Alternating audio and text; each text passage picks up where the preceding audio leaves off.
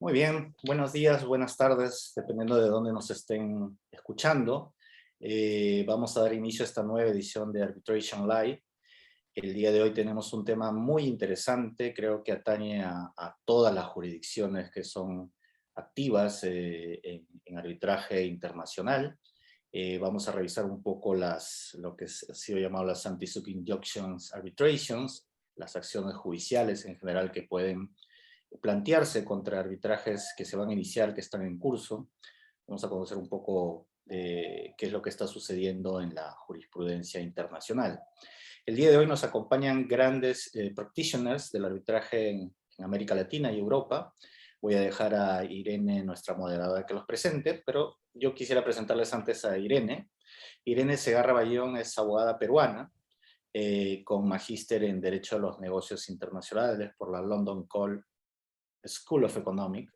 Ha sido subsecretaria general del Centro de Arbitraje de la Cámara de Comercio de Lima y actualmente realiza una pasantía en el equipo de arbitraje internacional de la firma Becker Box en Londres. Así que los dejo con Irene y espero disfruten este interesante webinar. Irene, adelante por favor. Muchísimas gracias, Roger, y encantada de estar aquí con ustedes y bienvenidos a todos los que están conectados. El título de esta nueva edición de Arbitration Live es Acciones judiciales contra el arbitraje y Competence. Las órdenes judiciales contra el arbitraje, mejor conocidas en inglés como Anti-Arbitration Injunctions, son generalmente concebidas como una suerte de especie dentro del género de las Anti-Suit Injunctions, que son estas medidas judiciales originadas en el common law que tienen por objeto ordenar a una parte no iniciar o en todo caso no continuar con un procedimiento judicial sustanciado ante una corte. La característica principal de las anti-suit injunctions es el hecho de que son dirigidas, como dije, contra una parte y no contra la corte que conoce o que en todo caso conocería de la acción o del litigio. Esta característica es usualmente resaltada por quienes defienden la legitimidad de estas medidas judiciales. En tanto, quienes tienen la posición contraria señalan que las anti-suit injunctions en todo caso recaen al final de cuentas sobre la jurisdicción de otra corte y en ese sentido sobre la soberanía de un Estado. Las anti-suit injunctions fueron rápidamente extendidas al ámbito del arbitraje internacional y eso con el ánimo de evitar que la parte de un acuerdo arbitral sometiera a litigio judicial las controversias que estaban cubiertas por el acuerdo arbitral. Entonces, por esas razones que al inicio fueron concebidas estas medidas o fueron observadas como medidas pro arbitraje. Las anti-arbitration injunctions, por otro lado, son diferentes. En este caso, lo que se busca es impedir el inicio o la continuación de un procedimiento arbitral. Estas medidas son dirigidas contra la parte actora o la parte potencialmente actora de un arbitraje y en ocasiones también son dirigidas contra tribunales arbitrales o incluso contra instituciones arbitrales. Y bueno, si bien la práctica de dictar estas órdenes judiciales contra el arbitraje ya no es reciente y ya no es tampoco algo exclusivo de países del common law, sino que lo encontramos también en varios países del civil law, el hecho es que la discusión sobre la conveniencia práctica y más aún sobre la legitimidad de dictar estas órdenes judiciales contra el arbitraje continúa. Así que hoy tenemos la suerte de contar con estos estupendos expositores que son practicantes y académicos del arbitraje internacional y ellos nos van a dar una pincelada en relación con el régimen legal de las órdenes judiciales contra el arbitraje y la práctica que se ha tenido en las dos jurisdicciones que mayor tradición han tenido al respecto, que son Inglaterra y los Estados Unidos. Y también van a tratar sobre el alcance y la relevancia que tiene el principio de competence en esta materia. Me permito presentar a los expositores. Catherine González Arrocha es abogada con posgrado en materia de arbitraje y métodos alternos de solución de conflictos por la Universidad París II, Panteón Assas. Ha sido directora para América Latina y el Caribe de la Corte Internacional de Arbitraje de la CCI. Actualmente se desempeña como árbitro, experta y consultora independiente. Julio César Betancourt es abogado, magíster en Derecho Comercial Internacional y doctor en Derecho Privado. Fue director del Departamento de Investigaciones del CIAR en Londres y ha sido académico e investigador visitante en la Universidad de Oxford, la Universidad de Salamanca y en algunas otras universidades europeas. Es autor y editor de varias publicaciones en materia de negociación, mediación y arbitraje. James Graham es abogado y doctor en Derecho Internacional Privado y Derecho Arbitral por la Universidad París I, Panteón Sorbona. Ha sido fundador de la firma Lowy Graham, jefe del grupo de práctica de Derecho Internacional y Arbitraje de la firma The Forest, y posteriormente fundador de la firma 13T. Actualmente James se desempeña de manera independiente. Doy la bienvenida a nuestros expositores y les comento rápidamente el programa. Iniciaremos con James, quien comentará el caso de Estados Unidos. Seguidamente tomará la posta Julio César, que hará lo propio con Inglaterra. Y luego de esto, Catherine se ocupará del principio de competence y su relevancia en nuestra discusión. Al concluir, tendremos una ronda de preguntas y invito a los participantes a formular sus preguntas a través de la opción de preguntas y respuestas o a través del chat si lo desean. Y por favor, siéntanse libres de no esperar al final de la discusión para formular sus preguntas. Doy la palabra a James, quien nos comentará sobre Estados Unidos. Así que adelante, James. Gracias, Irene. Pues ya dijiste casi todo lo que tuve que decir. Muchas gracias. Bueno, ¿qué es una injunction? Es una orden de hacer o no hacer. ¿Qué es una anti-suit? Injunction es demandar o no demandar, ¿no? Y el anti-arbitration es ir o no ir, o pagar o no pagar el arbitraje. Así todo va bien. Segundo punto, como introducción rápida, creo que es un error de pensar solamente en Inglaterra y Estados Unidos. Si es cierto que la figura de common law, uno, se aplica en todos los países de common law. Canadá, India, África del Sur, donde sea. Dos, Rusia tiene toda una política de injunctions. China es muy activo en eso. Y pues podemos pensar en otros países mañana. ¿De qué se trata? Pues hay casos como en Argentina, por ejemplo, que son muy celosos de su jurisdicción, ¿sí? Y para explicar de manera muy práctica, tenemos un ejemplo genial. Y vamos a imaginar un arbitraje entre una parte mexicana y una parte peruana, ¿sí? El mexicano, de buena o mala fe, como tú quieras, invoca la nulidad de la cláusula arbitral, ¿sí? Bueno, en México, el tribunal no tiene competencia. Tienes que ir con el Poder Judicial de la Federación. Bien. Y el peruano va a decir, no, es no a la fe, continuamos con el procedimiento, ¿no? ¿Qué nos importa lo que dicen los federales de México? El problema es que si el Tribunal Federal ordena a la parte peruana de no continuar con el arbitraje, ¿qué va a pasar? ¿Sí? Y yo creo que tenemos que distinguir la práctica, que es mucho más complicada que la teoría, ¿sí? En teoría, si el juez mexicano ordena al Roger Rubio de pagar el tribunal arbitral bajo pena de $50,000 de multa al día, Roger dice a mí que no hay manera de ejecutar, ¿sí? Y además, Roger realmente no ama México, odia México, nunca va a meter un pie en México. Problema resuelto. El tribunal arbitral continúa y todos vivimos felices. Pues sí, pero ahí sí, regresamos con Estados Unidos e Inglaterra. Los americanos están en la misma situación, no pueden hacerte nada. Pero, como todo eso está sancionado por el Contempt of Court, que es una figura muy americana, pero también en Inglaterra, el Contempt of Court es simplemente faltaste de respeto a la autoridad. Y ahí viene el problema. El juez puede hacer lo que quiere. No hay habeas corpus, no hay absolutamente nada. El juez, en pura teoría, puede meterte en la cárcel por toda la vida. Y no puedes hacer absolutamente nada, ¿sí? Entonces, lo que hacen es cancelar la visa, nunca más viajas, ¿sí? A la mejor multas, embarcar tus cuentas bancarias en Estados Unidos o en un banco americano que está en América Latina, como nosotros, por ejemplo, tenemos Banamex, que es Citigroup, ¿sí? Y pues en arbitraje no poder meter los pies en Estados Unidos es muy, muy complicado. Eso es el problema.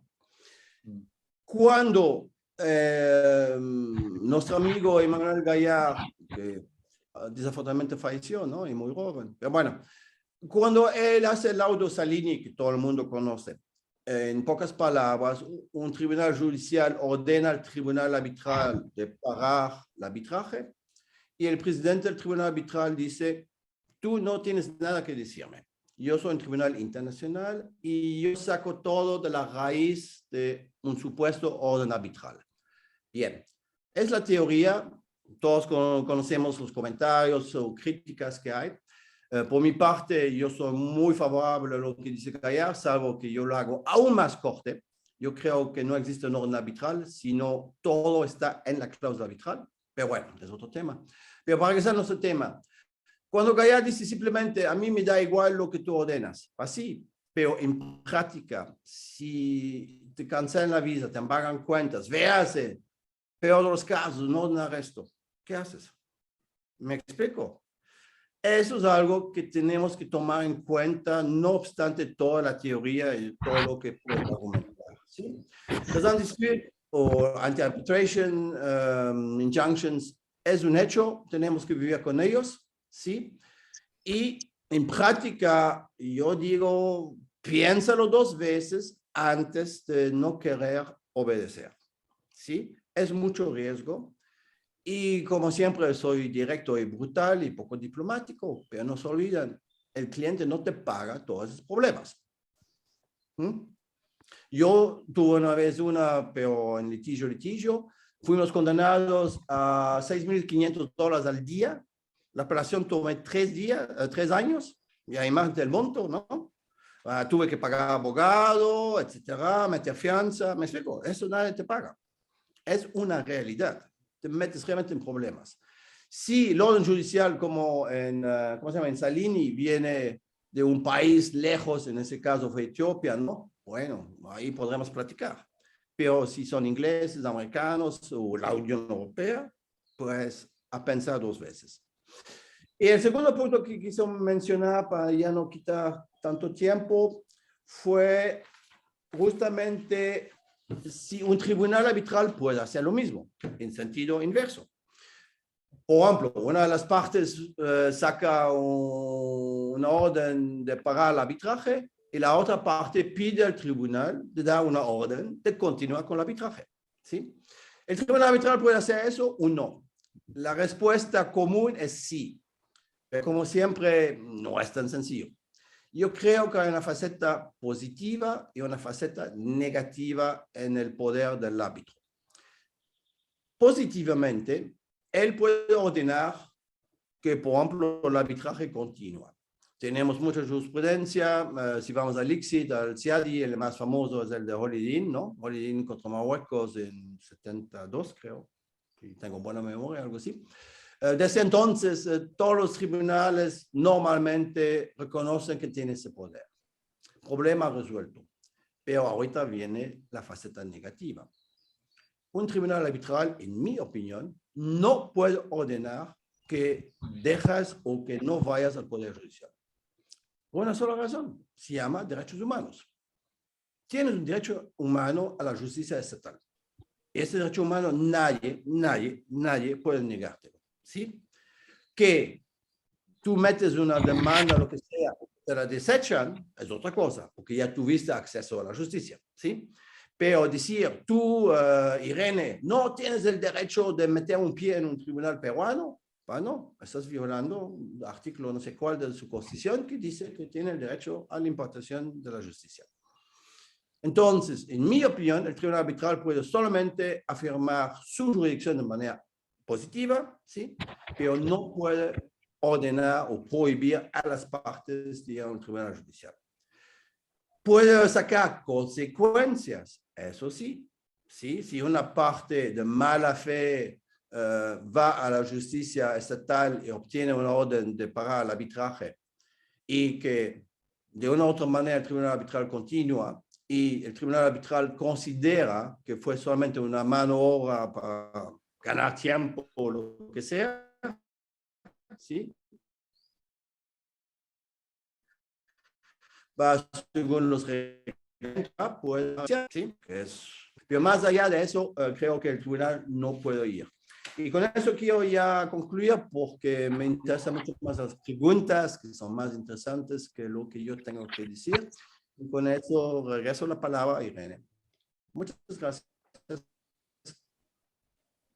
Muchas gracias, James. Efectivamente, es un tema relevante los efectos prácticos que van a tener estas órdenes judiciales más allá de la teoría y tocas un tema importante que viene a ser la jurisdicción, que es la que está emitiendo esas órdenes, porque en la práctica siempre, usualmente se ha considerado que es muy importante elegir adecuadamente la sede del arbitraje, pero si finalmente es una corte que no es la de la sede del arbitraje la que va a dictarme una orden en contra, bueno, ya no podemos controlar esta cuestión. Si me pienso una observación, yo tengo un dicho en nuestro despacho que es eso: siempre escoja bien el juez con quien te peleas, porque hay jueces, es muy mala idea de hacerlo, muy mala idea. Y otros, bueno, elige bien el juez antes de ordenar lo que sea. Gracias. Muchas gracias, James. Pasamos con Julio César, con el caso de Inglaterra. Adelante, Julio César. Muchísimas gracias, Irene. Para mí, por supuesto, es un verdadero placer tener la oportunidad de compartir y sobre todo intercambiar con ustedes algunas ideas con respecto al tema de las denominadas Anti-Arbitration Injunctions. Para comenzar, me gustaría muy brevemente darles una pequeña introducción a los fines de contextualizar el asunto desde el punto de vista del derecho inglés. Hoy por hoy, el arbitraje en Inglaterra y Gales e Irlanda del Norte se encuentra regulado por el denominado Arbitration Act 1996, al cual en lo sucesivo me referiré como la legislación del 96. El legislador inglés básicamente decide adoptar un sistema monista, de manera que tanto el arbitraje doméstico como el arbitraje internacional se encuentran regulados por un único instrumento legislativo. Quizá antes de continuar, es importante señalar que no se trata de un código en el sentido que nosotros generalmente le hemos venido atribuyendo a este tipo de instrumentos dentro del sistema del derecho continental, sino de una especie de compilación parcial de ciertos principios o de ciertas reglas que se aplican en aquellos casos, en aquellos procedimientos que se encuentren dentro de su ámbito de aplicación. Si nosotros revisamos la sección primera de la legislación del 96, nos encontramos con que existen básicamente tres principios. En primer lugar, la legislación tiene por objeto evitar dilaciones y gastos innecesarios. En segundo lugar, respetar la autonomía de las partes. Y en tercer lugar, limitar la intervención de los órganos jurisdiccionales. La legislación del 96 básicamente nace como una respuesta a la iniciativa propiciada por la Comisión de las Naciones Unidas para el Derecho Mercantil Internacional, generalmente conocida en los países de habla hispana como la CNUDMI o la UNCITRAL, a través de la ley modelo, la cual, por supuesto, como todos sabemos, ha logrado influenciar el contenido de la legislación arbitral de alrededor de más de 80 países. Sin embargo, el legislador inglés fue bastante claro al señalar que su intención no era en ningún momento adoptar la ley modelo, sino promulgar un instrumento nuevo en el cual se recogiesen todos aquellos principios que se desarrollaron no solamente a lo largo de la legislación anterior, estamos hablando de más de 300 años de evolución legislativa y jurisprudencial, sino también en la jurisprudencia.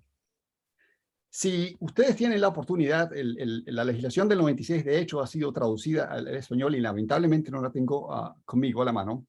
Sin embargo, si revisamos el contenido de la sección primera, literal C, de la legislación del 96, nos encontramos con que ella señala algo así como que en los asuntos que se encuentren regulados por esta ley, los órganos jurisdiccionales no están facultados para intervenir, sino solo en los casos previstos por la misma. Y una disposición similar, por supuesto, se encuentra en el artículo 5 de la ley modelo. Si bien es cierto que todo intento de generalización trae consigo toda una serie de riesgos, yo me atrevería a afirmar que tanto en el sistema desarrollado por el derecho inglés como en el sistema desarrollado por las Naciones Unidas, la inclusión de una cláusula compromisoria o la celebración de, según el caso, de un compromiso arbitral trae consigo un par de efectos o genera un par de obligaciones. La primera de ellas, por supuesto, es una obligación de hacer, la obligación de solucionar el conflicto con la ayuda de un tribunal arbitral. Y la segunda de ellas es una obligación de no hacer, concretamente la obligación de abstenerse de iniciar una reclamación en sede jurisdiccional. En el derecho inglés, en particular, la parte en contra de la cual se haya iniciado una reclamación en sede jurisdiccional cuenta con dos opciones. Si la reclamación se ha iniciado en un tribunal inglés, ella podría perfectamente solicitar la suspensión del procedimiento iniciado en sede jurisdiccional, algo que generalmente se conoce con el nombre de stay of proceedings. mientras que si la reclamación se ha iniciado en un tribunal que se encuentre ubicado en el extranjero, ella podría solicitar aquello que se conoce, como Irene lo mencionaba inicialmente, como una anti-suit injunction. Y la anti-suit injunction, como también lo señalaba, perdón, olvidé tu nombre, el amigo francés. Básicamente es una orden dirigida. El amigo francés además es americano. Americano, perdón. No, hay ningún problema, soy francés de corazón. Les decía entonces que esto de la anti-suit injunction, como él lo comentaba, es una medida dirigida a impedir la iniciación o la continuación de un procedimiento iniciado en sede jurisdiccional. Estas medidas, por supuesto, han sido consideradas no en pocas ocasiones como sumamente controversiales, porque como lo decía Irene, ellas terminan indirectamente por impedir que un órgano jurisdiccional básicamente haga uso de su potestad jurisdiccional, y eso incluso ha sido expresamente admitido en algunas decisiones dictadas por parte de los órganos jurisdiccionales ingleses. Y muchos de ustedes, por supuesto, recordarán que en el caso de West Tankers, el Tribunal de Justicia de la Unión Europea señaló abiertamente que el otorgamiento de este tipo de medidas entre los órganos jurisdiccionales de los Estados miembros es totalmente contrario al derecho europeo. Pues bien, más controversiales todavía, a mi juicio, puede que sean las denominadas anti-arbitration injunctions, es decir, aquellas medidas tendientes a impedir la iniciación o la continuación de un procedimiento arbitral. Y digo controversiales porque prima facie ellas parecerían contrariar uno de los objetivos primarios perseguidos por la Convención de Nueva York, que en este caso es garantizar el reconocimiento y ejecución de toda cláusula compromisoria o compromiso arbitral. Y a continuación me permito abordar muy brevemente cuatro decisiones, dos anteriores a la legislación del 96 y dos posteriores a dicha legislación. La institución de las anti-arbitration injunctions, como observarán ustedes en unos segundos, no es una institución de nueva data. De hecho, si nosotros revisamos en el caso de Kitts and Moore, una decisión dictada en 1895, se ordena la suspensión del procedimiento arbitral hasta tanto se tomase una decisión con respecto a la validez del documento en el cual había sido incluida la cláusula compromisoria. Repito, esta decisión se dicta por allá en 1895, hace más de 127 años. Y para ese momento, por supuesto, no existía aquello que hoy conocemos como la doctrina de la separabilidad, la cual, por supuesto, se origina durante la primera mitad del siglo XX. Luego, como un segundo ejemplo, tenemos el caso del Black Clawson, una decisión dictada en 1981. En este caso se solicita la suspensión de un procedimiento arbitral iniciado esta vez en Zurich. O sea, ya no se trata de un arbitraje doméstico, sino de un arbitraje celebrado con una sede fuera de Inglaterra. En este caso, la Corte igualmente niega la solicitud de una anti-arbitration injunction y, sin embargo, reconoce abiertamente que ella era perfectamente competente para decretar este tipo de medidas. Dos ejemplos adicionales, esta vez relacionados con decisiones que fueron tomadas luego durante la vigencia de la legislación del 96, el caso de China Petroleum. En este caso se solicita la suspensión de un procedimiento arbitral iniciado en Londres. La Corte niega la solicitud y lo interesante quizá de esta decisión es que se rechazan por completamente los argumentos destinados a señalar que la sección primera literal C, aquella que les comentaba que les traduje inicialmente durante esta sesión, en realidad no impedía que los órganos jurisdiccionales pudiesen dictar este tipo de decisiones. Y por último tenemos, por ejemplo, el caso de Julius, una decisión dictada en el año 2006, en donde igualmente se solicita la suspensión de un procedimiento arbitral, esta vez iniciado en Ginebra. La Corte igualmente termina negando la solicitud, y lo interesante quizá de esta decisión es que la Corte deja muy claro que solo en circunstancias excepcionales ella estaría preparada a dictar este tipo de decisiones, y al mismo tiempo aclara cuál sería la fuente normativa en la cual de la cual podrían servirse los órganos jurisdiccionales a los fines de decretar este tipo de medidas.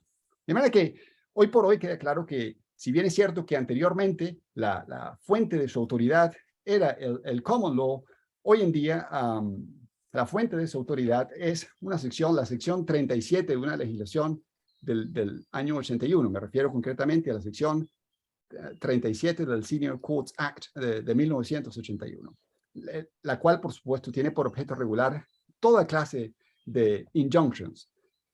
A propósito de qué ha ocurrido en la práctica, bueno, una revisión muy rápida de la jurisprudencia revela que las Cortes han otorgado este tipo de medidas en casos en los cuales se ha cuestionado la validez de la cláusula compromisoria o supuestos en los cuales se ha cuestionado el alcance de la cláusula compromisoria, cuando el procedimiento arbitral termine siendo contrario a una cláusula de selección de fuero, o cuando el procedimiento arbitral termine siendo contrario incluso a una cláusula en la cual se estipula que el arbitraje debe ser celebrado en Londres.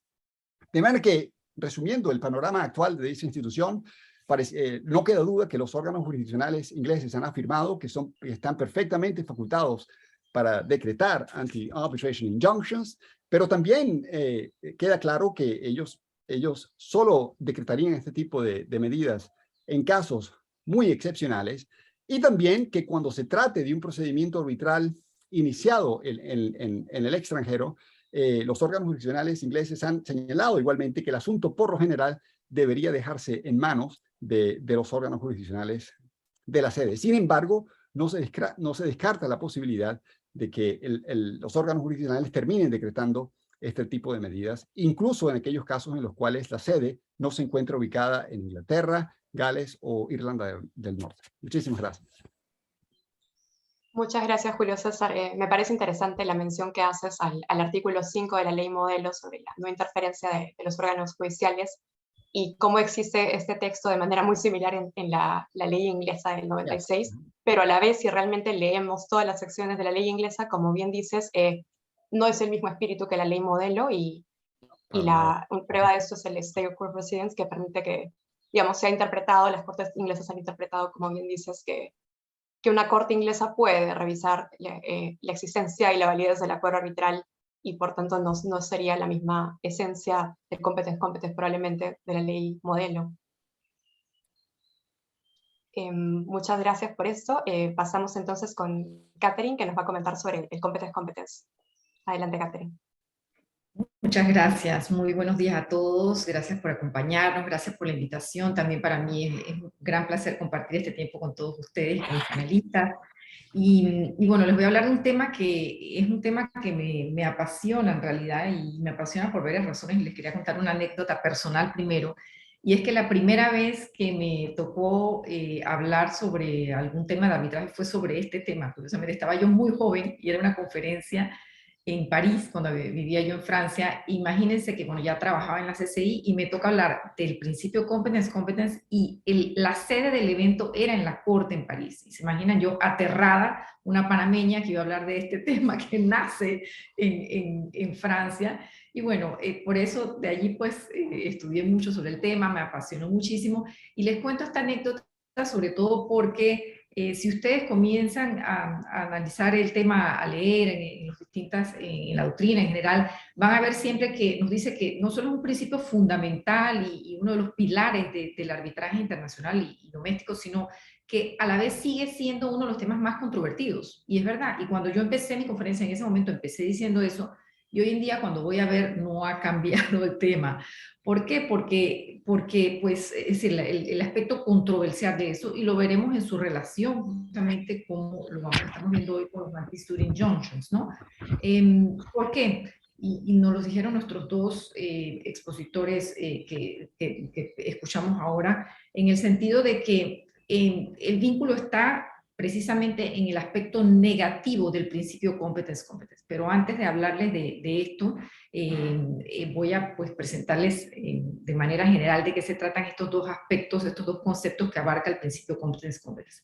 Este principio nace de la mano con uno de los principios también fundamentales del arbitraje internacional, que es el principio de autonomía, separabilidad de la cláusula arbitral.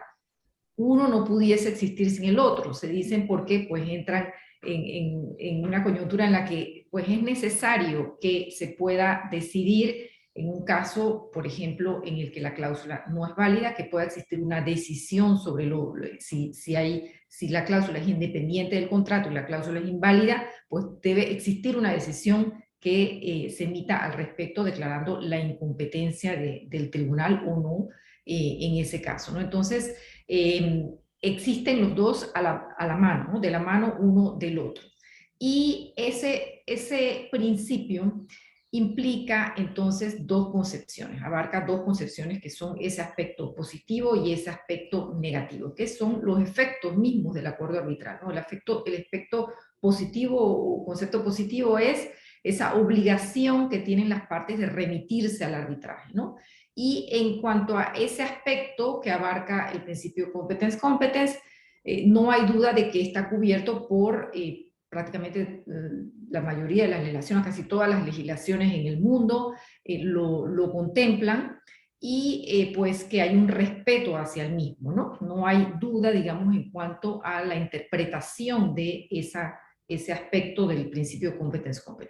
Hay más duda en cuanto al segundo aspecto, que es entonces el aspecto negativo, y es ese aspecto que nos dice que los árbitros tienen la prioridad para decidir sobre su propia competencia. Y hago énfasis en la palabra prioridad porque de aquí es donde, a mi parecer, pues vienen todas pues esas controversias que han surgido a lo largo de la existencia del arbitraje y de este principio, ¿no?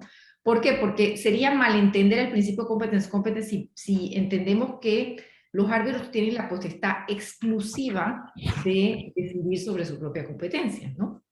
Y de ahí vienen todas, como les decía, pues esas controversias, ¿no? O esas distintas concepciones que se pueden tener.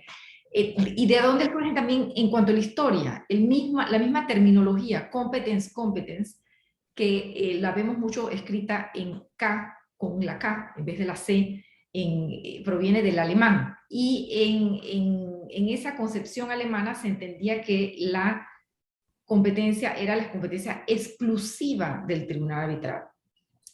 La teoría francesa nos viene a decir no es la competencia exclusiva, es la competencia en orden de prioridad, es decir, que es el primero que debe decidir el árbitro si es o no competente. Lo que no excluye al juez. El juez siempre tendrá la posibilidad de revisar ese laudo. Entonces ahí entramos en ese concepto de derechos humanos del que nos hablaba James, y donde pues se estarían respetando los derechos básicos humanos en los dos sentidos, es decir, no se está coartando el derecho ni la libertad de las partes de remitirse a la justicia estatal, ni tampoco a la justicia arbitral cuando han convenido pues, un pacto arbitral.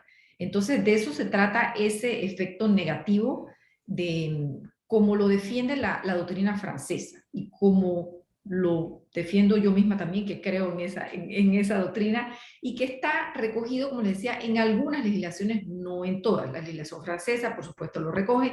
En Latinoamérica también lo vemos, por ejemplo, en el caso de mi país, en Panamá, está establecido claramente, los jueces deben declinar la competencia y deben remitir directamente al tribunal arbitral. Es bastante enfático, ¿no? Deben declinar y remitir, no pueden examinar el acuerdo arbitral. Entonces, es lo que no impide que posteriormente pues, pueda someterse ese laudo que van a dictar los árbitros a una revisión de los jueces posteriormente. Pero pues, como les decía, allí es donde se encuentra toda el meollo del asunto y la problemática, ¿no? En cuanto a cómo se entiende esa prioridad en qué momento. Y para eso les quería dar un ejemplo de por qué el tema es de actualidad. Y aquí tengo un caso del cual les voy a hablar, porque es un tema muy reciente, es el tema en un caso además bastante atractivo de contar, porque es un caso con Uber. Se trata de un chofer de Uber, y les digo que es reciente porque es del 2020. En el año 2017, un chofer de Uber en Canadá comienza una class action, ¿no? Contra todos la asociación que abarca los conductores de Uber, ¿no? Y pues alegaba que la inclusión de una cláusula arbitral, porque estos contratos contenían una cláusula arbitral ICC, era pues contraria a sus derechos. Y aquí pues estoy resumiendo, por supuesto, de manera bastante breve el caso, pero en resumen, pues era una cláusula ICC que se refería a sede de arbitraje en los Países Bajos y también leyes de arbitraje de los Países Bajos. Y en ese caso, pues, este señor, que se llamaba el señor David Heller, consideraba que no se había respetado pues, ese derecho porque había de estas convenciones de empleados de Uber, de Ontario, porque pues se le estaba coartando su libertad de remitirse a los jueces estatales y tenía que obligatoriamente remitirse al arbitraje, ¿no? Entonces, las cortes en primera instancia deciden que la cláusula es válida. Había pues la objeción jurisdiccional en cuanto a la validez de esa cláusula, ¿no?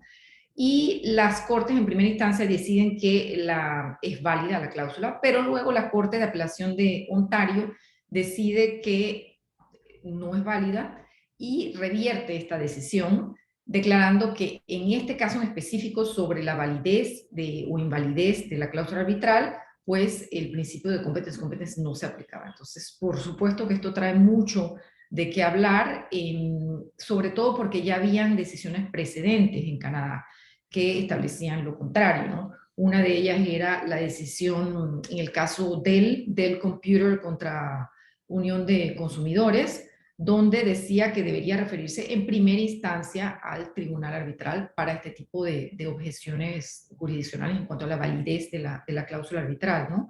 Entonces, pues hubo mucha discusión, se habló mucho de ello, y la decisión en sí misma de la Corte de Ontario es interesante porque la decisión se refiere a aspectos que podemos considerar dentro de los derechos humanos, lo que hablamos hace un momento, y que, pues si hablamos de justicia, pues podemos decir que son ciertos, en el sentido de que iba a resultar muy costoso un procedimiento ante la CCI para los conductores de Uber.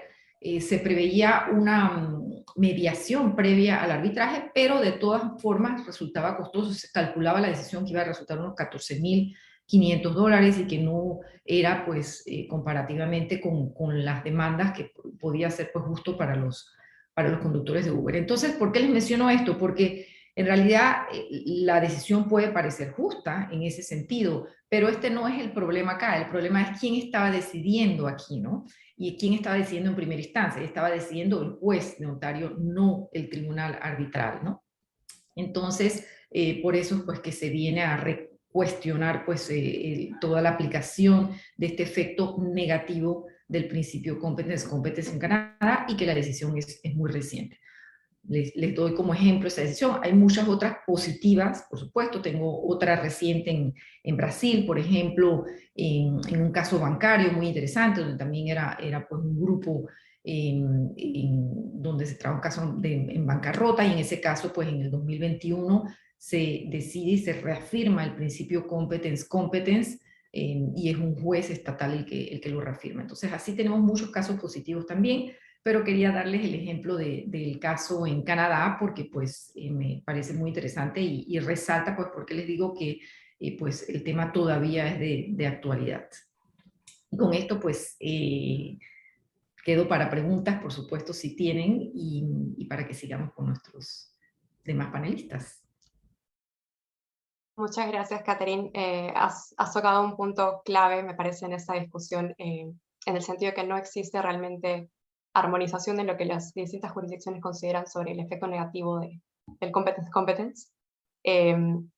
Y en ese sentido quería traer a la mesa, digamos, algo que se va a tocar posteriormente, pero es el artículo 2, inciso 3 de la Convención de Nueva York, que recoge justamente lo que mencionabas, la obligación de remitir a las partes al arbitraje ante un acuerdo arbitral.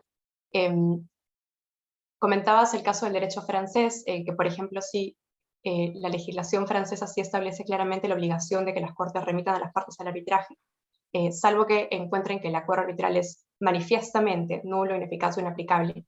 Pero a diferencia del derecho francés, que hace una revisión meramente prima facie de la validez del acuerdo arbitral, otras jurisdicciones no lo hacen así, sino que hacen una revisión, un full review, como dirían en inglés.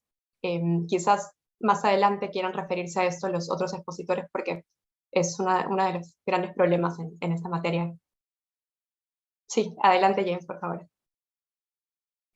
Sí, gracias porque me das el pie para comentar lo que pasó en México.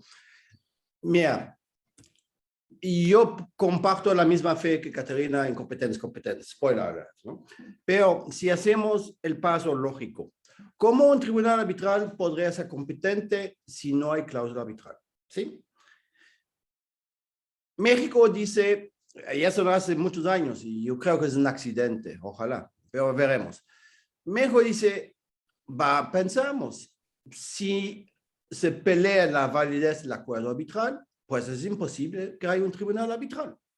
¿Sí? Por lo tanto, solamente el Poder Judicial puede decir si es válida o no. Hasta ahí, 100% de acuerdo. Si lo pensamos, así tiene que ser. El problema es práctico. ¿Por qué? Porque hace 20, 30 años había tantos colegas que se pelearon por la competencia. Porque simplemente todos los demandados, la primera cosa que dijeron, nulidad, ¿no? Y vamos 8 o 10 años de los tribunales para ver qué pasa, ¿no? Bueno, eso fue la idea. Oye, vamos a ganar tiempo. Hacemos, como dice Caterina, ¿no? Y como Gaia lo publicó toda su vida, hacemos una cronología. Deja al árbitro decidir, pero hay una salvaguardia. La acción de nulidad o en ejecución del laudo, ¿no? En ese momento todavía el tribunal judicial, perdón, puede ver. ¿De acuerdo? Eso fue el primer punto con respecto a lo que dijo Caterina y por qué tenemos esa jurisprudencia aquí en México que obviamente es desafortunada. ¿Sí?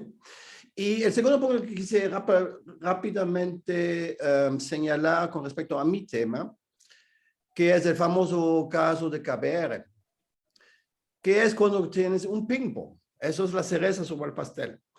Entonces, ¿cómo funciona eso? Bueno, un tribunal en Indonesia dice, ese arbitraje tiene que pagarse. ¿Sí? Orden, injunction. La parte americana se va, por eso digo, siempre elige tu juez. Se va en Texas, que son los campeones del mundo anti-arbitraje. Texas es anti todo, anti-mexicano, anti. Bueno. Y el juez americano dice, muy sencillo, injunction contra los indonesios para que ellos cancelen la injunction. Bueno, 2.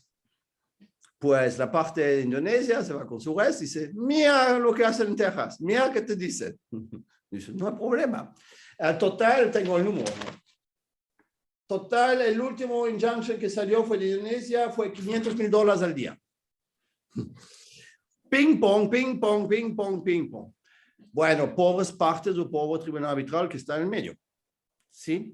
Eso es también algo que podemos hacer, no mucho, porque es una cuestión de mentalidad. ¿Sí? México, por ejemplo, tiene tribunales muy paternalistas. ¿Sí? Solamente el Estado sabe que es bien para ti. Estados Unidos no existe, existen los estados. Entonces, Nueva York es el paraíso, hay de todo, abogados de $100 hasta $2,000, tú eliges, ¿no? Pero vas a Texas, ni una chance. Además, si te llamas González o algo así, no lo intentas. Tuve una vez uno en Filadelfia, nos preguntan, ¿Filadelfia? Pues el juez nos mandó a la primera. Bueno, total, creo que tendríamos que resolver ese lado práctico, que son los efectos de la injunction, ¿sí? ¿Puedes realmente poner en peligro literalmente la integridad física de los árbitros? Por ejemplo, con un orden de arresto, cuando amenazas, ¿sí? Los árbitros, finalmente, ¿de dónde sacan su poder? Millones de libros de artículos, ¿no? Cada uno su idea, yo tengo la mía, lo compartí con ustedes, vale que vale, pero bueno, es porque no tengo vida social. Pero, insisto, si yo fuera presidente del tribunal arbitral y un juez de Texas me ordenaría de hacer o no hacer, tendría realmente un problema. Mi teoría es muy sencilla. Tú, juez, no tienes nada que decirme. Y te lo firmo. Pero la práctica, porque las consecuencias pueden ser un desastre, ¿sí? Y las partes se lavan las manos, ¿no? Dicen, bueno, es un problema del tribunal, nosotros que, pues sí, pero ustedes lo provocaron, ¿qué hacemos? ¿Sí? Y últimamente, y ya voy a concluir, hay un tercer problema, porque pasó ahorita en la Corte Penal Internacional, que son, ¿cómo podría decir eso? El problema de los secuestros, espionaje. Había un famoso arbitraje en La Haya, ¿no? Donde literalmente los servicios secretos vinieron a secuestrar al árbitro. ¿Sí? Y empieza, no quiero decir moda, porque no es cierto, pero ya empieza un poquito más. Ahorita con Rusia. Rusia amenazó mucha gente, ¿no? También tribunales arbitrales, ¿sí? Y eso sí no se vale. El árbitro al final del día, ¿qué hace? Su trabajo, nada más, ¿sí? Y lo que rinde de un lado, no hacemos ni política ni lo que sea, ¿no? Y el caso de la Corte Penal Internacional es espionaje, cacharon un practicante ahí que tiene 2 meses y que es parte de los servicios secretos rusos. Y fue detenido por la policía holandesa y Rusia lo metió ahí para saber qué onda con Putin y compañía. Bueno, a mí me tocó una sola vez, puedo imaginarme cuál parte fue, pero no tengo pruebas, pero sí entraron o intentaron, mejor dicho, entrar en mi sistema y tenemos las pruebas, los atentos, todo, y es una de las dos partes, forzosamente. Yo tengo mi idea, pero nada más. Y en ese momento suspendí el arbitraje y como no supe quién es, dije, mira, suspendemos 5 días y él o ella que fue, que reflexiona mucho porque no va a pasar una segunda vez. ¿Me explico? Ahí sí van a ser todas las consecuencias penales, todo, contra todo el mundo, me da igual. Pero yo no tomo el riesgo, ¿sí? Entonces, más allá de la injunction, más allá de la competencia, esos problemas prácticos, esas prácticas, ¿cómo podemos decir? Esas prácticas nefastas, la verdad es la palabra, ¿no? Y todo eso por una sola conclusión, y con eso voy a terminar. El problema no es ni la teoría, ni el tribunal arbitral, ni los tribunales judiciales. Es siempre lo mismo. El problema son las partes y sus abogados. ¿Sí? Tienen una bronca, ¿por qué no quieren resolverla? No, primero ganar tiempo, ¿no? A ver, ¿cómo ganar tiempo? Al final del día, si tienes que pagar, tienes que pagar. Pero como hay sistemas financieros, no sistemas, vamos a decir, trucos financieros que te permiten de jugar con la fiscalidad. Si tú pagas un arbitraje 5 años y al final tienes que pagar el laudo, por el sistema financiero que tienes, sales ganando. Te conviene, ¿sí? Bueno, segundo, el arbitraje es lento, 18 meses, 24 meses, etc. Los árbitros no trabajan, tienen sobrecarga, bla, bla, bla. Bueno, el último que terminé antes de la pandemia. Ahí va. Yo propuse 15 días por la demanda. ¿Por qué? Porque si ya inicias el arbitraje, ya tienes la demanda. Estamos de acuerdo, ¿no? La perfección es un poquito, pero... Y 30 días, o sea, porque gusto, ¿no? Por la demandada.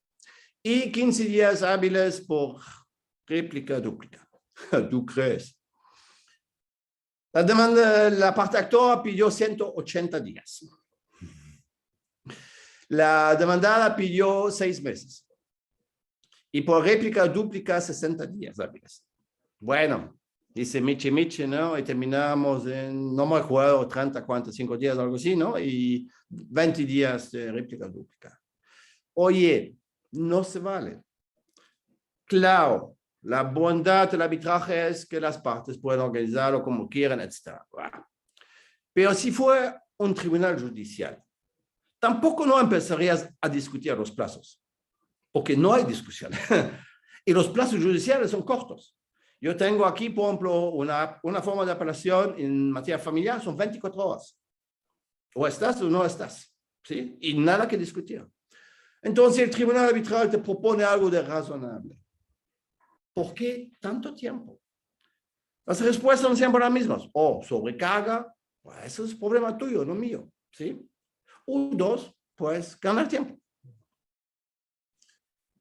total, creo que los abogados que escriben en los blogs y madrean a los árbitros tendrían que también escribir un blog que se llama Vamos a madrear a los abogados de partes.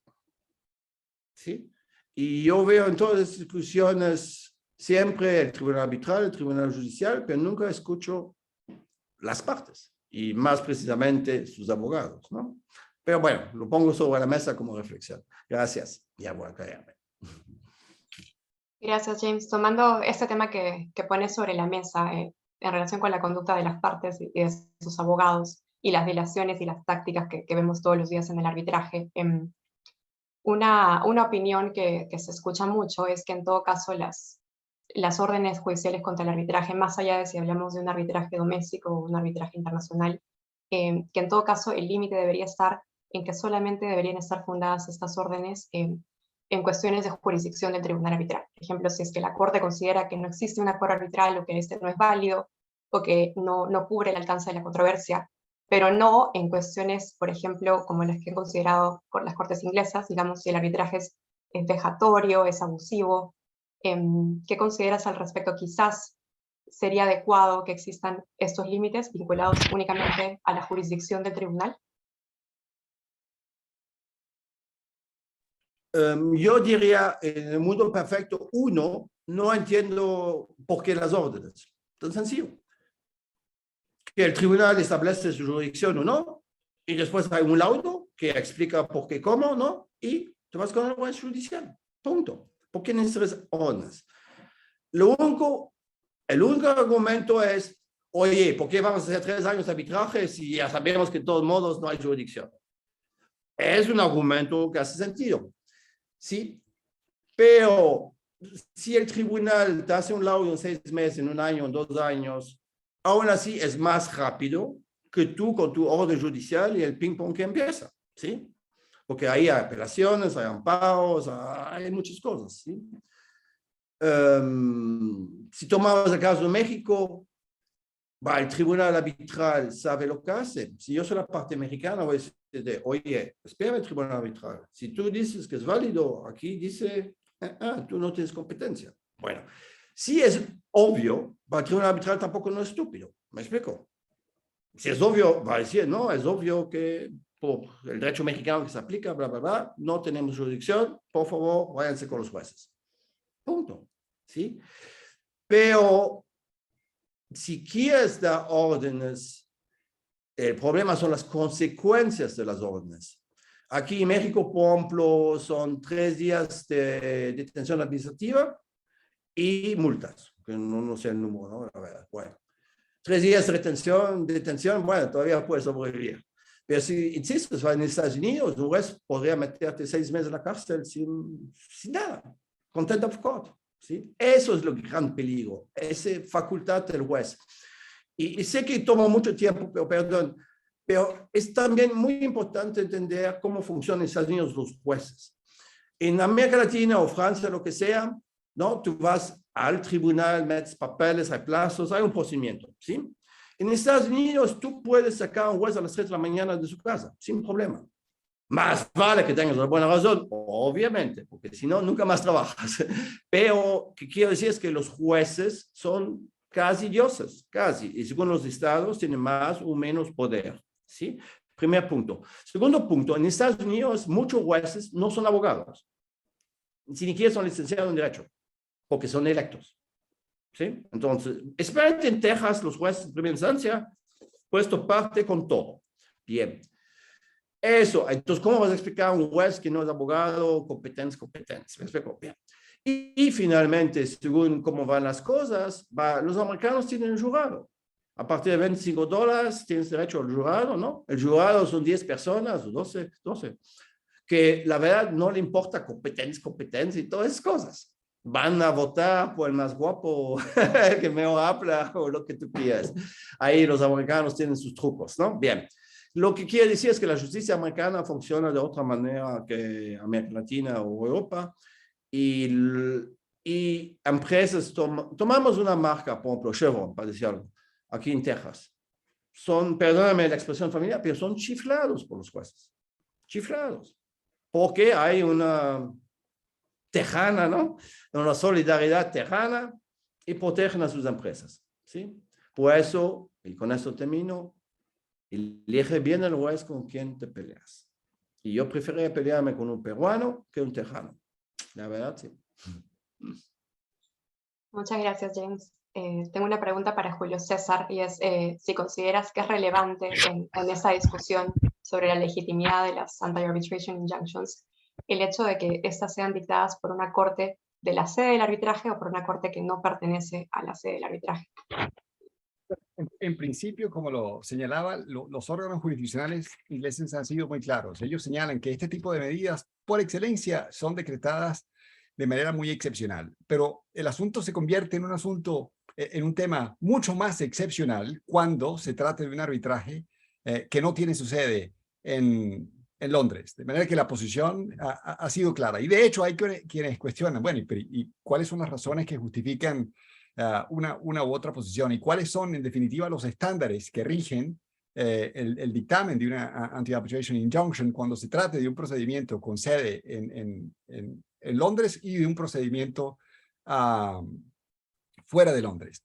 El tema, por supuesto, sigue siendo bastante complejo y en algunos casos, si bien es cierto que este tipo de medidas suele ser producto de una solicitud muy estratégica por parte de los abogados, hay situaciones en las cuales el asunto va mucho más atrás. El asunto puede que tenga que ver con una mala redacción de la cláusula compromisoria y en este caso los jueces, por supuesto, se ven en una situación bastante difícil porque puede que el problema se suscite a partir de la forma en la cual fue redactada la cláusula en cuestión. Y si, por ejemplo, un órgano jurisdiccional inglés termina concluyendo que esa cláusula en realidad constituye una cláusula de selección de fuero en lugar de una cláusula compromisoria y luego decide, a partir de dicha conclusión, decretar un anti-arbitration injunction, bueno, me parece que en ese caso quedaría perfectamente justificada su decisión. Pero el asunto, por supuesto, como muchas otras materias en el ámbito del arbitraje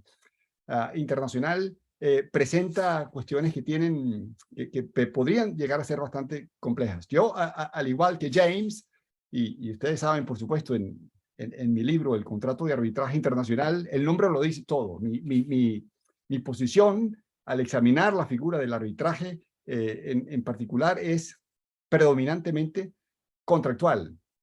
Y supongamos, por ejemplo, que se dispute la validez de una cláusula compromisoria que se encuentra regulada por el derecho inglés y en la cual presuntamente se estipula o se elige como sede del arbitraje, por ejemplo, Zurich.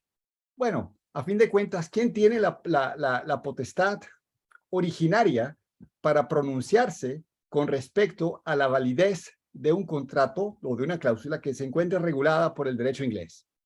Me parecería, y lo he dicho en varias ocasiones, que en este caso el tribunal que debería tener la última palabra es, en definitiva, un tribunal inglés.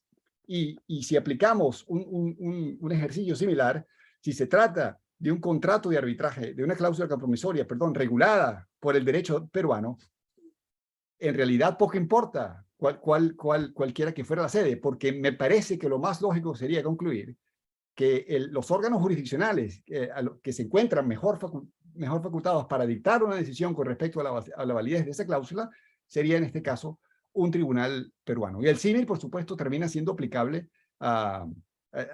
entre cualquier otro sistema jurídico, siempre y cuando el contrato se encuentre regulado por ese sistema en particular. De manera que se presentan situaciones bastante difíciles.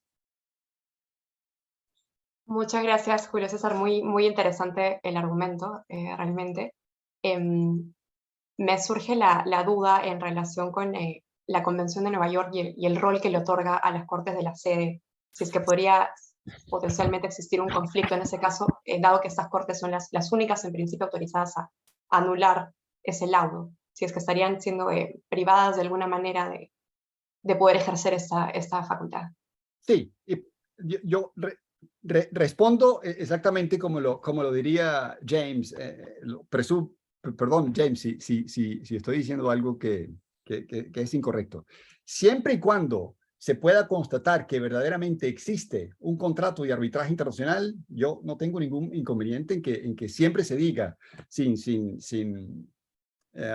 digamos que contemplación alguna. Bueno, en definitiva, la Convención de Nueva York exige que los órganos jurisdiccionales remitan, que en realidad no se trata de una auténtica remisión. En la práctica obtenemos una suspensión del procedimiento arbitral o una declaratoria de falta de jurisdicción o de competencia, tal y qué sé yo. Salvo que el acuerdo sea nulo, ineficaz o inaplicable. Pero ¿qué sucedería en aquellos casos en los cuales en realidad no existe un contrato de arbitraje internacional? ¿Sería justo o tendría sentido obligarle a esa persona que incurra en los gastos relacionados con la constitución de un tribunal arbitral, con la presentación de argumentos, potencialmente incluso con la celebración de una audiencia, a pesar de que jurídicamente hablando no existía semejante contrato? Ahí el asunto parece difícil. Pero por supuesto, eso serían los casos más excepcionales, los casos en que verdaderamente se podría decir que jurídicamente allí no existe ningún contrato, porque en realidad existe, por ejemplo, qué sé yo, un vicio del consentimiento que afecta directamente a la cláusula compromisoria. El asunto, repito, y esa es una de las razones por las cuales hay quienes critican el sistema francés, porque dice, bueno, todo suena de verdad muy pro-arbitration y todo suena muy bien, pero ¿qué sucede en aquellos casos en los cuales legítimamente se podría llegar a decir, mire, en definitiva aquí no hay las partes, desde ningún punto de vista se podría llegar a concluir que ellos se obligaron entre sí a arbitrar el conflicto?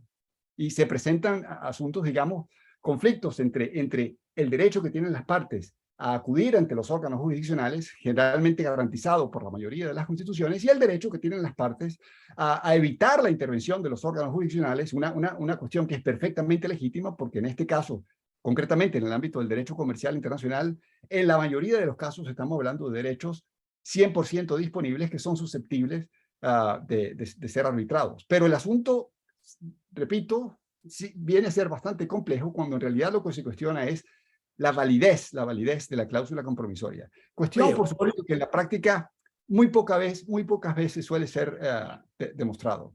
Oye, Julio, una pregunta, Yes. porque me llamaste la atención. Estamos de acuerdo sobre lo de la nulidad, pero también diriste el caso de la inexistencia, ¿sí? Yes. Ahí me pregunta a ti y a lo mejor también a Catherine, normalmente eso no tendría que pasarse porque la institución arbitral está supuesto checar si a primera vista hay un acuerdo.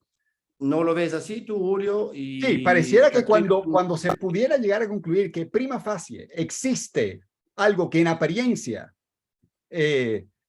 sugiere la existencia. Prima facie es por la nulidad, va. Pero hablaste de la inexistencia. Sí, De bueno, la teoría de la inexistencia. ¿Cómo harían la arbitraje? La teoría de la inexistencia, en principio, es una teoría que nace dentro del derecho francés por excelencia. Y en la mayoría, hasta donde yo me he estudiado el asunto, una teoría muy propia del derecho francés que no creo que haya sido acogida en la mayoría de los países del common law. Sí, ciertamente no existe la teoría de la inexistencia en Inglaterra. Y en realidad hacer distinciones entre validez o invalidez o inexistencia, nulidad o anulabilidad, termina siendo bastante complicado. Pareciera que en principio, siempre y cuando tú tengas una cláusula compromisoria que en apariencia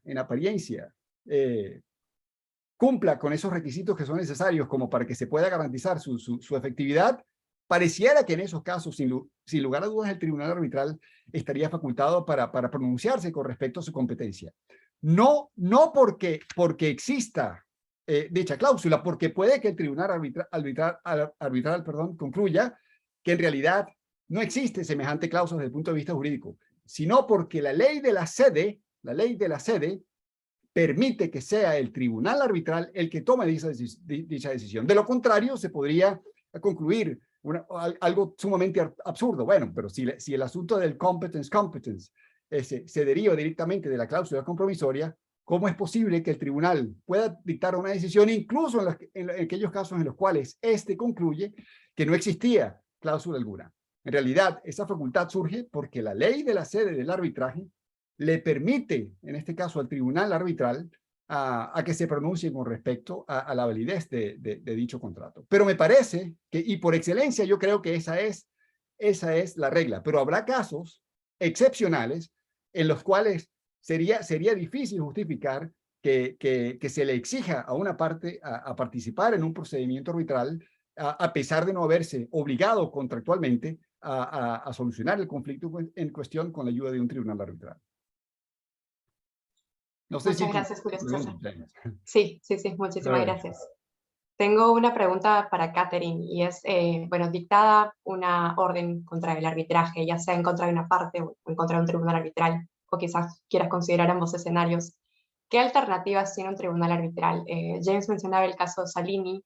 ¿Qué consideras qué acciones puede adoptar un tribunal? ¿Puede continuar con el arbitraje, dictar por su parte una anti-suit injunction? ¿Qué alternativas tiene y qué riesgos existen frente a estas alternativas? Gracias. Muchas gracias, Irene. Creo que esa pregunta además me deja también comentar sobre lo ya dicho por Julio y por James, que me pareció sumamente interesante y que gracias a ellos también hemos podido pues, ver en este corto tiempo que tenemos, porque realmente es un tema que abarca muchísimo y que yo les presenté la concepción francesa, como bien lo resaltó Julio y James, que es bastante utópica, ¿no? Como también lo resaltaron ellos, y yo estoy de acuerdo, creo en ella desde un punto de vista doctrinal, pero sigue siendo utópica en el sentido, como decía James, en la práctica, en algunos casos, y ahí estamos en tu pregunta, Irene, concreta, en algunos casos, pues entran en juego factores que llevan a que no se pueda aplicar realmente en algunos casos específicos. Y ahí nos remitiremos a la sede del arbitraje, y por lo tanto estoy de acuerdo con lo que han dicho tanto James como Julio en distintos aspectos, ¿no?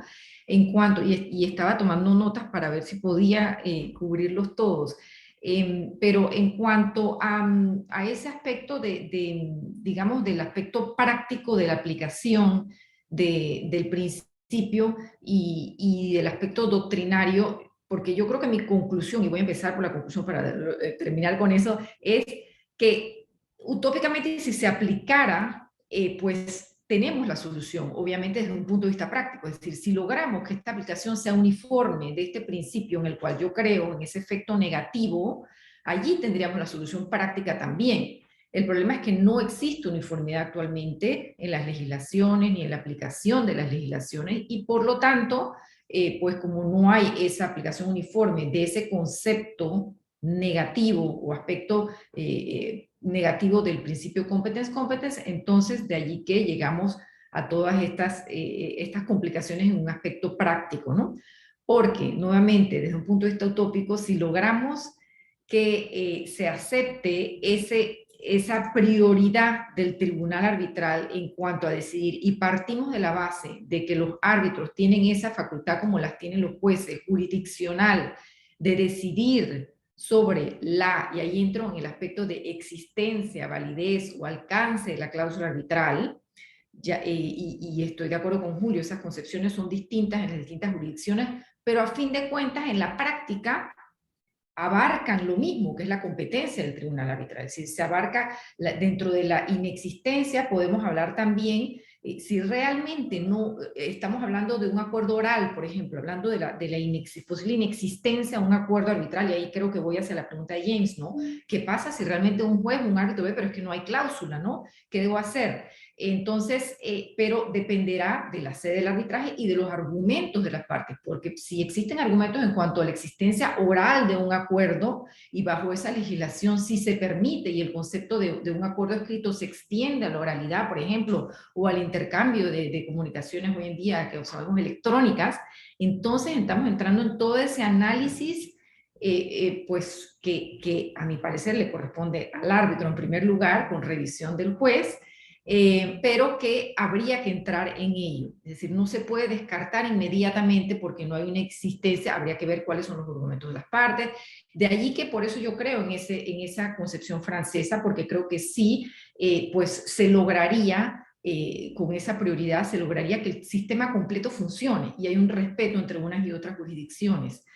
Pero regresamos a la práctica, que es que no, la vida no es perfecta y que, por supuesto, como decía James, hay grandes complicaciones cuando se presentan estas anti-suit injunctions que pueden ir contra los árbitros, como nos decía James, y al final de cuentas, cuando somos árbitros, somos humanos o abogados, y que pues cuando uno le presentan, como es el caso, y aquí les iba a presentar el caso Copel, que fue ya hace varios años un caso CCI, en Brasil, donde el juez de Paraná, él decide, bueno, hay una anti-suit injunction para suspender el procedimiento arbitral, y el juez decide hacerlo y decide, pues, además, hay como un caso que nos mencionó James, que no sé si era el mismo, creo que no, James, donde, porque hay muchos en ese sentido, de que diariamente se aplica una multa que tienen que pagar. En este caso, los árbitros no estaban en Brasil y dictaron un laudo parcial donde decidían continuar con el proceso. Entonces, respondiendo a tu pregunta, Irene, por supuesto, sí, esta es una opción, los árbitros pueden hacerlo,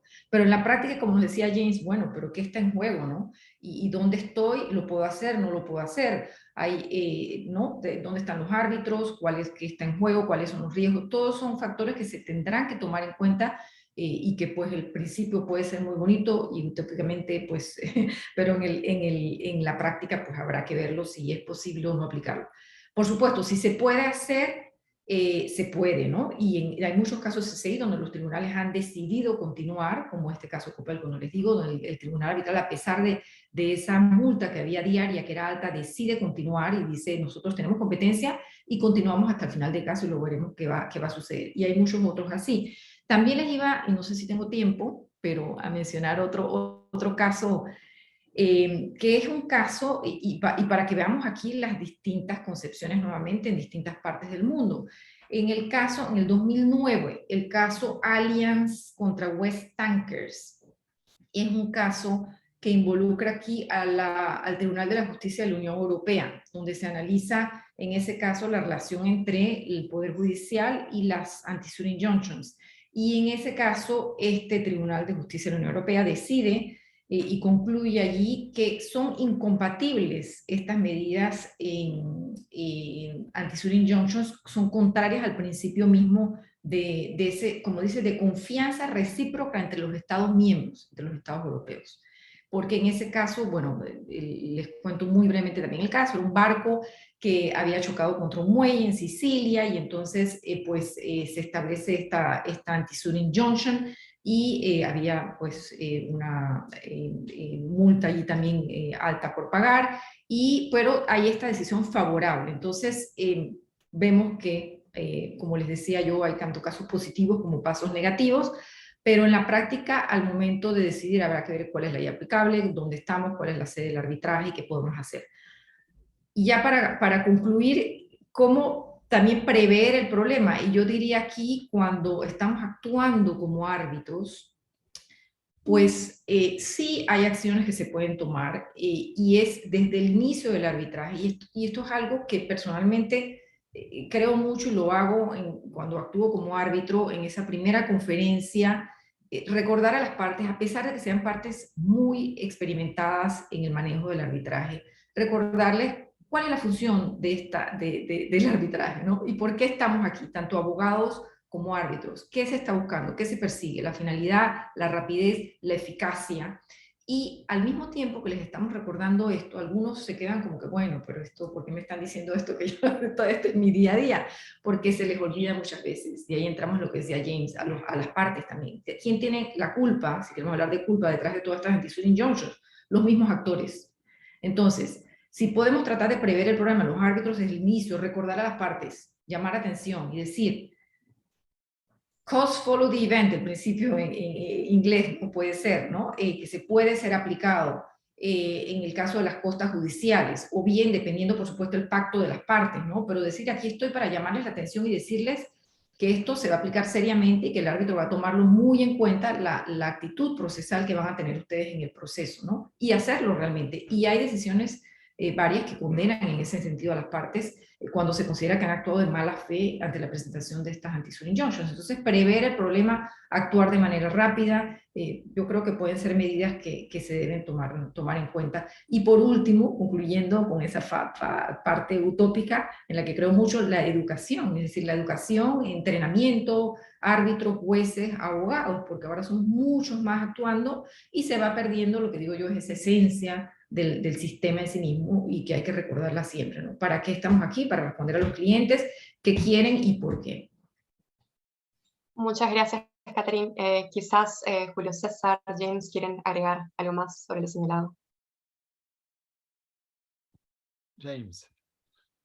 Julio, no, solamente 3 puntos a meter sobre la mesa y no voy a hablar. El primero, tengo un caso en amparo, nada que ver con el arbitraje, pero el argumento no sirve. Estoy alegando que puedes renunciar a un derecho humano. Es un derecho. Si es un derecho, no es una obligación. ¿Sí? Entonces, por la razón que sea, si yo quiero renunciar, por ejemplo, a mi vida privada, es mi derecho. ¿Sí? El Estado no puede obligarme. Bueno, entonces, digo eso por la impartición de justicia.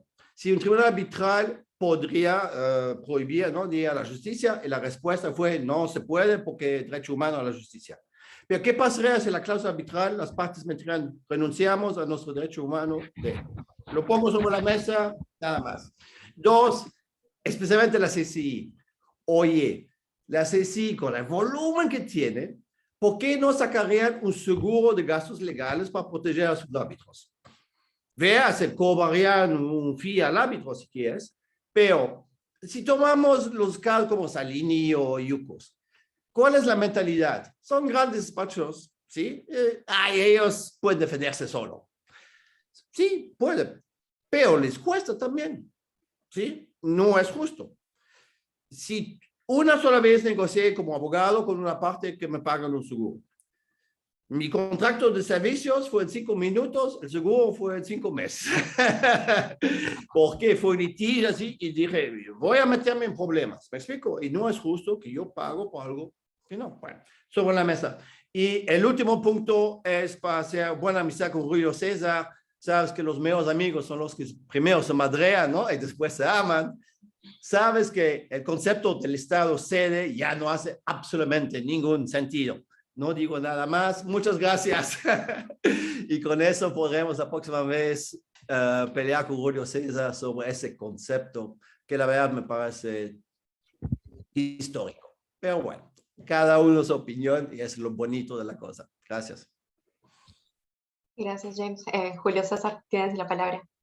Sí, no sé si corrígeme, perdón, James, si no te entendí la cosa, el asunto. Yo en ningún momento quise decir que la sede, los órganos jurisdiccionales de la sede cuentan con una especie digamos que de potestad mágica que les convierte en algo muy superior al resto de los órganos jurisdiccionales de los estados contratantes. A fin de cuentas, y de hecho el ejemplo que puse, y perdón si no fui lo suficientemente claro, puede perfectamente, hay casos en los cuales le daría, digamos que una cierta primacía o un cierto privilegio a los órganos jurisdiccionales del lugar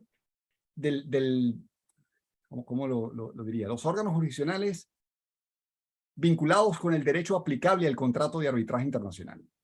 Y decía, por ejemplo, es difícil, por supuesto, justificar la lectura, digamos que tradicional, y sin lugar a dudas, una lectura bastante coherente, es que cualquier arbitraje que se inicie dentro de una sede determinada, se encuentra de una u otra manera, o viene a ser susceptible de control por parte de los órganos jurisdiccionales de la sede. Ese digamos que sería un principio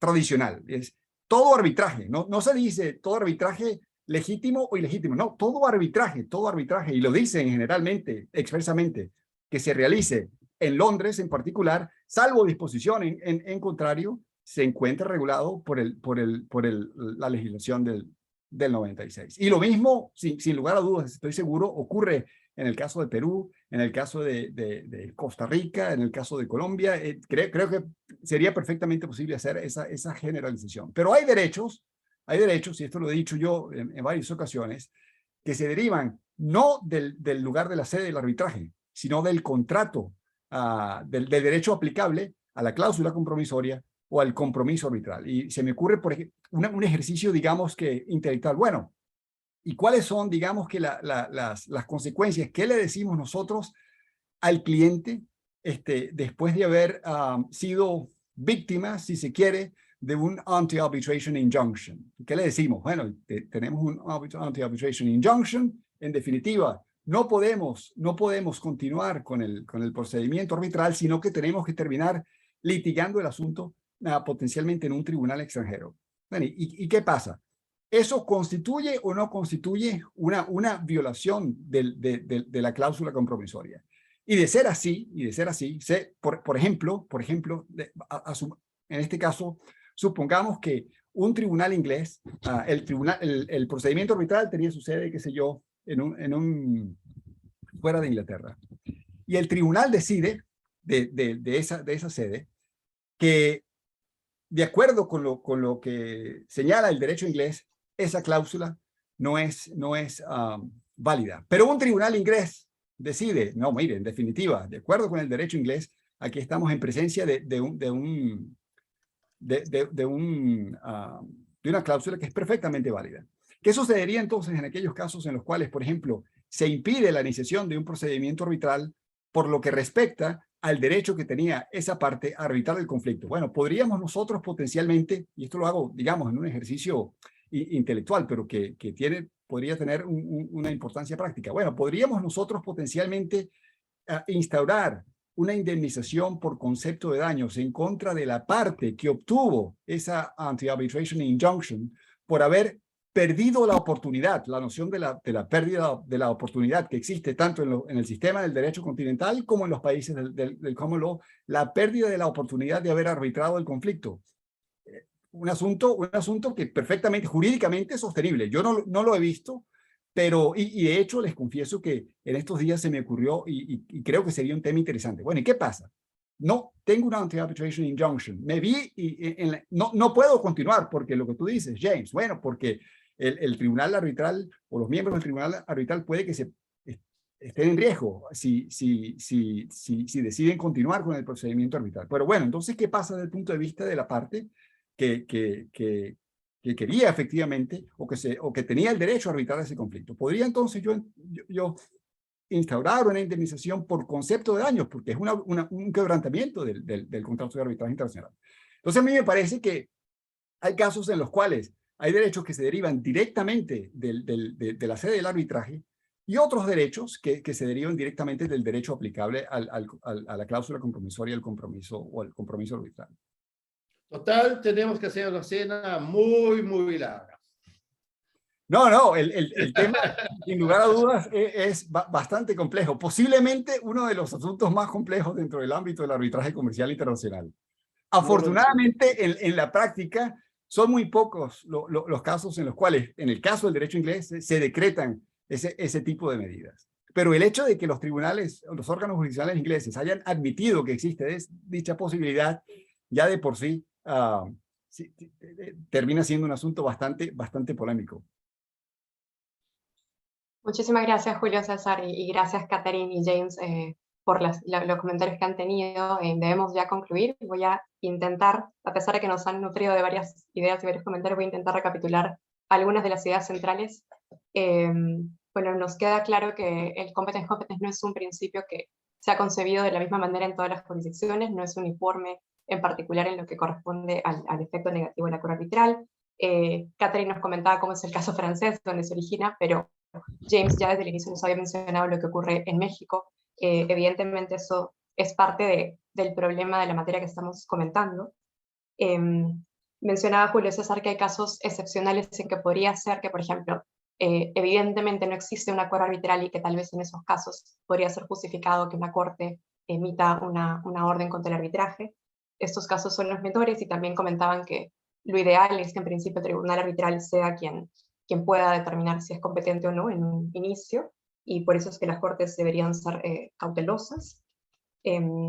Destaco también lo mencionado por Catherine sobre los tribunales arbitrales y cómo deberían actuar de manera más preventiva que reactiva, y desde un inicio buscar educar a las partes en lo que esperan de ellas, y quizás alertarlas sobre que podrían tomar ciertas medidas, como es la condena de costos, en atención a la conducta procesal que muestren las partes. Me parece muy, muy interesante y muy importante. Y evidentemente quedan muchos temas por tratar, por comentar, quizás por estudiar, y quizás lo veamos más adelante en la práctica. De hecho, lo que mencionaba Julio César sobre la posibilidad de demandar por la pérdida de la oportunidad de arbitrar es algo que nos interesaría a todos verlo en la práctica y saber qué pasaría. Muchísimas gracias nuevamente por haber participado de este evento. Muchas gracias a todos los que se han conectado hoy, y agradezco nuevamente a Roger por la invitación a participar.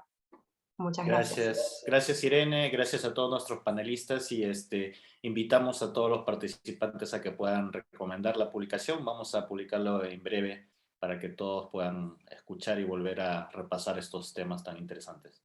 Gracias a todos. Hasta pronto. Gracias Roger, gracias Irene. Gracias. Saludos a Panamá y a Londres. Tenemos la cena pendiente, no me olvides. De todas maneras. Que se Hasta pronto. Bye bye. Gracias, adiós.